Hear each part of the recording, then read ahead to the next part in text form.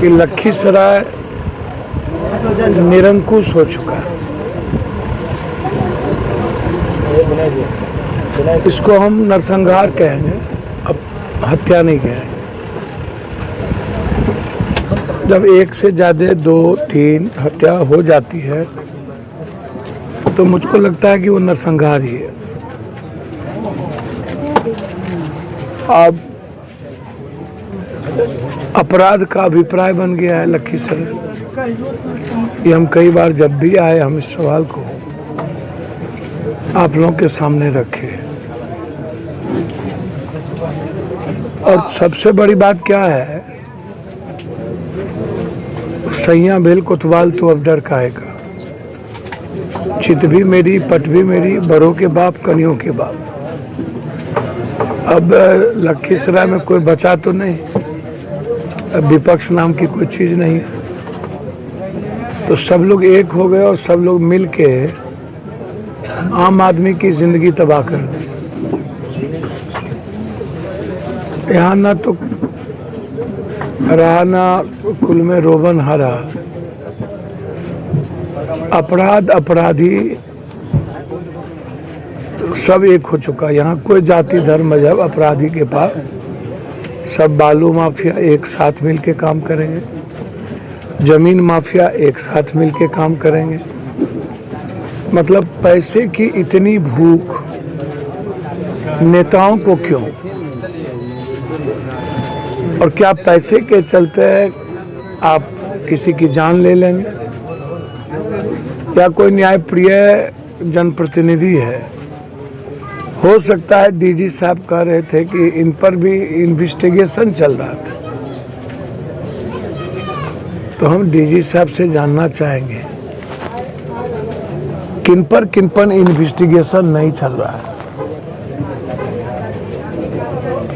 आप हमको बताइएगा ना। सारे थानादार पदाधिकारी हैबा फोकलेन चलाता है। बालू में सबकी सहमति और मिली भगत, जमीन शराब के धंधों में थाना नेता दलाल और माफियाओं की रहती। ये 4 भूमिका है, इसको आप समझिए। तो भैया आप सरकार में हैं, पटना सुरक्षित नहीं है, पटना में कोई परिवार सुरक्षित नहीं है, कोई बेटी सुरक्षित नहीं है। आप जो लंबी लंबी बात करते हैं, यदि कोई मुखिया जी पर कोई इन्वेस्टिगेशन था तो कानून था ना, मेरे पास कानून है तो कानून काम करता। तो क्या आप मुख्य कानून है कि आप किसी को शूट कर दीजिए, किसी को मार दीजिए। और सबसे बड़ी बात है कि आप पीठ थपथपाने लगते हैं। भैया पहले तो आपको एसएफएल की पहले mobile location tower CCTV footage की, जहां पर मुखिया जी की हत्या हुई उसके चारों तरफ 100-150 मीटर के रेडियस में किसका किसका मोबाइल था, कौन कौन लोग थे, और जो शूटर है तो शूटर से किन किन की बात है उसका पूरा 1 सप्ताह 2 सप्ताह का आप कॉल डिटेल निकालिए। कौन कौन लोग इसके पीछे इन्वॉल्व हैं, और जो लोग अपराधी शूटर से बातचीत किए हैं आप सीधा उनका डिटेल निकालिए कि किन किन नेताओं से, किन किन बड़े लोगों से इनकी भूमिका है और कौन लोग इसमें इन्वॉल्व हैं। छोटी मछली को और शूटर की बात मत करिए। लाइनर कौन है, गांव में कई तरह की चर्चाएं हैं पूरे बिहार में। मुखिया जी की घटना को लेकर के सारे प्रदेश के जनप्रतिनिधि लोग सशंकित हैं और हमेशा आप झूठी बोलते हैं कि सुरक्षा दिया जाएगा। इनके पिताजी अभी भी पैक्स अध्यक्ष हैं, कल आप इनको भी मार दीजिएगा, कल उनके भाई को भी मार दीजिएगा। तो समाज में क्या किसी को राइट नहीं है अब समाज बचाने की या गलत लोगों के खिलाफ करने की? तो गलत लोगों के खिलाफ करने का मतलब है सीधा खत्म हो जाना, ना उसकी सुरक्षा का जिम्मेदारी है। चोर चोर मौसेरा भाई सब लोग एक हो गए, शराब माफिया और जमीन माफिया दोनों एक हो गए। दो कॉमन दुश्मन हुआ ना, और दो कॉमन दुश्मन दोस्त हो गया। आप इसको समझिए, दो कॉमन दुश्मन दोस्त हो गया। तो दो दोस्त मिल करके एक निहत्थे आदमी और जो आम आदमी की आवाज बने उसकी हत्या हो गई। तो कितना भूख है नेताओं को जमीन की भाई। और नीतीश कुमार का तो ड्रीम प्रोजेक्ट है शराब, और शराब तो आप जान ही रहे हैं कि क्या स्थिति है।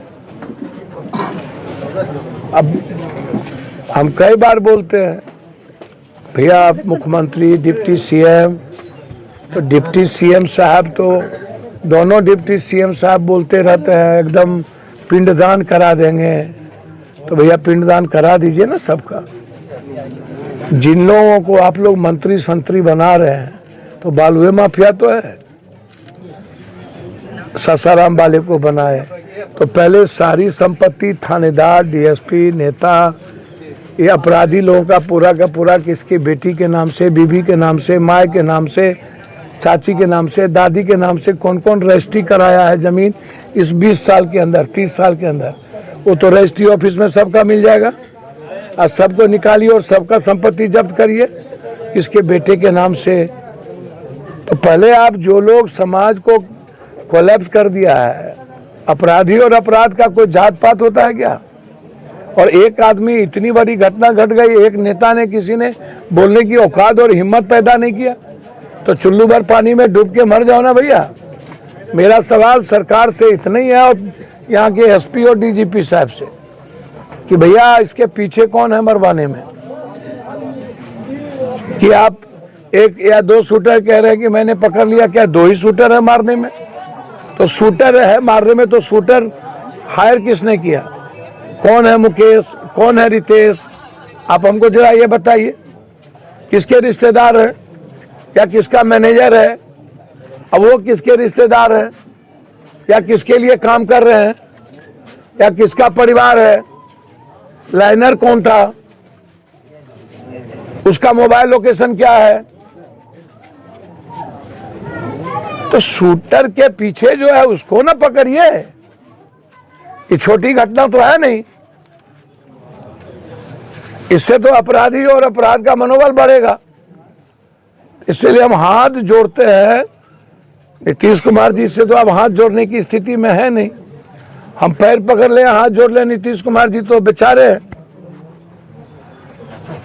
जो लोग अपराधी को पालेंगे उसी से पैसा लेंगे, वही बयान भी देंगे कि हम मिट्टी में मिला देंगे। अरे भैया तो कौन रोक रहा? कोई समाज रोक रहा है? तुरंत आप मुखिया जी का एसपीटी ट्रायल करिए, इनकी सुरक्षा की व्यवस्था करिए, और जो लोग इसमें इन्वॉल्व है उन सबको आप अविलंब उसमें आप लाइए। तो ये बचने तो नहीं देंगे, चाहे इसके पीछे जितने बड़े बड़े लोग हों। हम सबसे बातचीत किए, जरूरत होगा तो पूरे बिहार का माहौल चेंज करेंगे।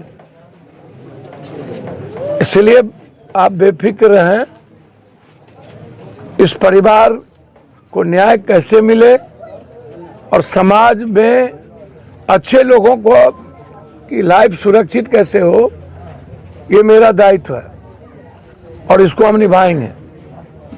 मेरे लिए मेरा परिवार है ही लोग, इसलिए आप बेफिक्र रहें। मैं इतना मानता हूं यह राजनीतिक हत्या है। इनकी बढ़ती लोकप्रियता और गलत लोगों की जो खिलाफ आवाज उठा रहे थे, और आने वाले चुनाव के समय में इनके रास्ते को, कई लोगों के रास्ते को खत्म करना है। इसकी एक पहल है। सिर्फ शराब या जमीन ही नहीं है, इसमें कई तरह की संभावनाएं हैं। और मैं उम्मीद करता हूं कि इसमें जो बड़े बड़े मंत्री या मछली लगे हुए हैं, इस केस को रफा दफा करने में वो हम नहीं होने देंगे।